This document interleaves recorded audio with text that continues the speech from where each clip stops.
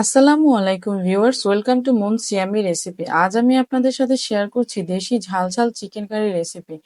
আমার recipe follow করে যদি আপনারা তৈরি করেন তাহলে আমি বলতে পারি যে আপনারা ঘরোয়া স্টাইলে রাজকীয় স্বাদের একটি চিকেন উপভোগ করতে পারবেন।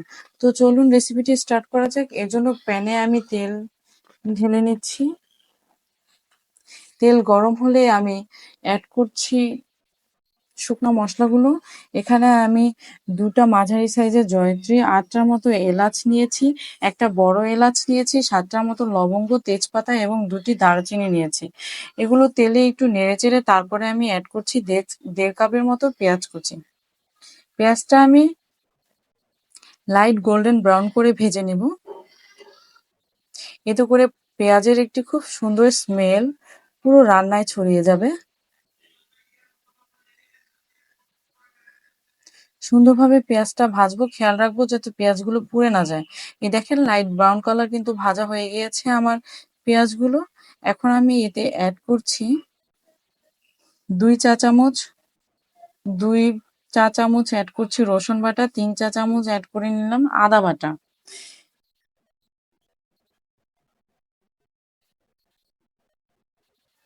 এরপরে আমি মিশিয়ে নিচ্ছি আদা রসুন বাটা। তেলের সাথে একটু ভেজে নিলে এর থেকে কাঁচা গন্ধ দূর হয়ে যাবে।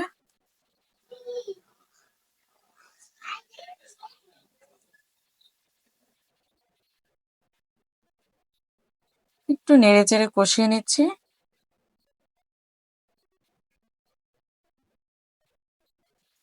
এরপর আমি অ্যাড করে দিলাম 1.5 চা চামচ হলুদ গুঁড়া।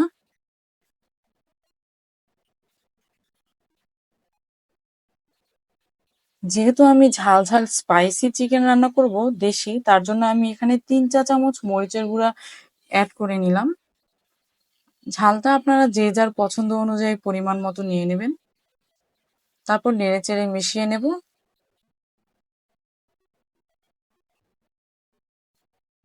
মশলা যেন প্যানে লেগে না যায়, এই জন্য আমি একটু পানি অ্যাড করে নিয়েছি।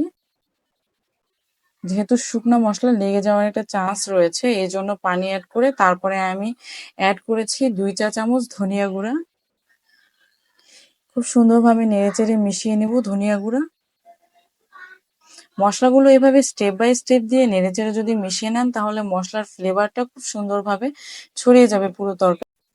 এখন আমি 3 চা চামচ দিয়ে দিচ্ছি জিরা বাটা। 3 চা চামচ জিরা বাটা দেওয়ার পরে একটু নেড়েচেড়ে তারপরে পানি অ্যাড করে মশলাটাকে খুব সুন্দরভাবে কষিয়ে নেব।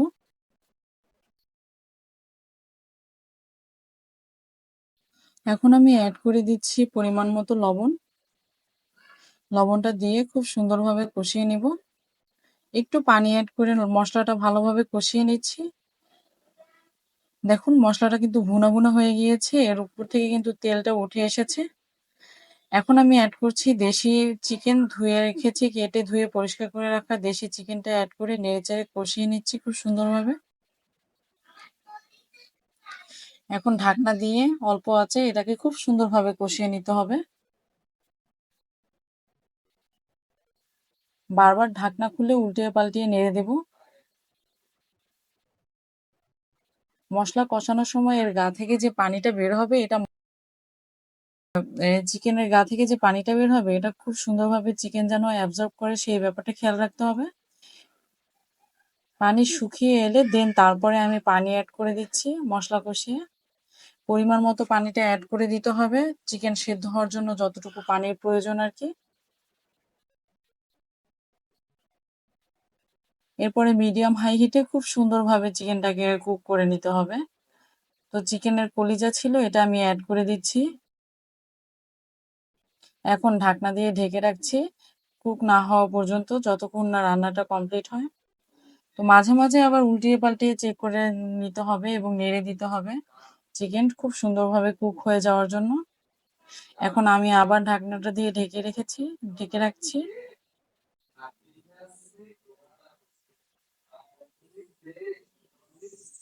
চিকেনটা কিন্তু আমার অলমোস্ট ডান।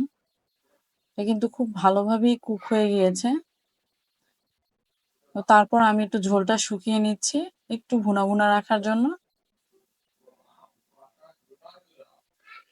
এই যে দেখুন চিকেনটা আমার হয়ে গিয়েছে, একটু ঝোলঝোলি রাখতে চাচ্ছি কারণ এটা দেশি মুরগি। আমি কয়টা কাঁচামরিচ অ্যাড করে দিচ্ছি চিকেনে, তাহলে এর ফ্লেভারটা খুব সুন্দরভাবে চিকেনে ঢুকবে। আমি 5 মিনিটের জন্য ঢাকনা দিয়ে দিচ্ছি। কাঁচামরিচের যে কি সুন্দর একটা ঘ্রাণ বেরিয়েছে না, এই গন্ধে আপনাদের জিভে জল চলে আসবে, আমি গ্যারান্টি দিয়ে বলছি, যদি এভাবে আপনারা তৈরি করেন।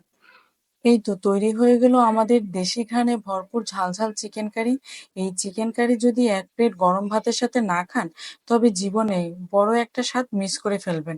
রেসিপিটি ভালো লাগলে একটি লাইক দিন, আপনার মতামত জানাবেন এবং এরকম আরো ইয়ামি ইয়ামি রেসিপি পেতে আমার চ্যানেলটা সাবস্ক্রাইব করে পাশে থাকবেন। সবাই ভালো থাকুন, সুস্থ থাকুন এবং ঘরের রান্নায় খুঁজে নিন মায়ের স্পর্শ। আল্লাহ হাফেজ।